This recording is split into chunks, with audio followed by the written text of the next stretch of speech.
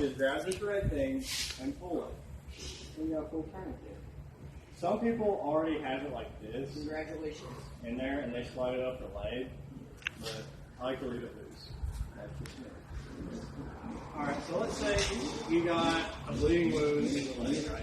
Now, depending on the size of the wound, there's two things you can do.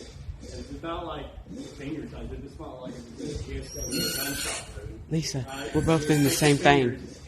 We're both, I thought you was videoing him. And it's going to hurt them. They're going to scream, right? Because you're sticking your fingers in a gunshot. But that pressure is going to stop the bleeding. So if it's small, you just take your knee and just play like that. And it's bigger than that, you can take your knee,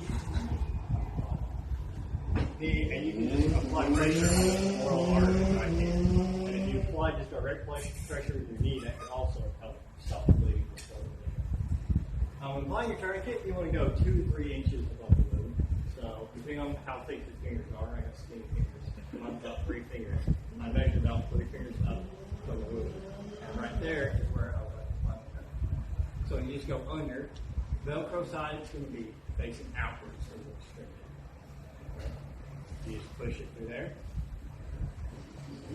Hold down here, bring it up. And up. Just like that. If you do it right, that should be enough to control the bleeding itself.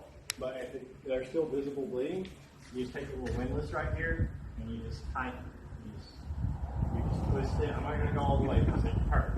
Yeah, it would hurt. Right? Because you're closing the artery that's bleeding out. That's how tight it is. I gotta get a pair of shoes. And then you just visibly look to the bleeding, right? Or you can check the pulse if you look in the foot, if they have the foot. You don't always have the foot. But you just check that and see if the pulse is absent. You want absent pulse. If there's still a pulse, that means it's still blood.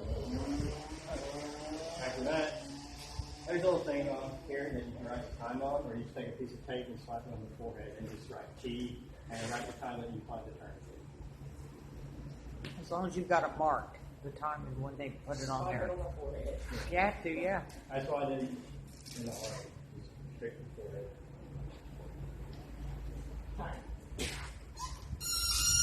And you never want to take a tourniquet completely off. So like if you apply a second tourniquet for whatever reason on the same extremity, you can loosen the tourniquet that's already on there, but you leave it on. You never take off the tourniquet. Why is that? That's a good question. I think it's for like doctors and stuff to see that there was a tourniquet on there previously.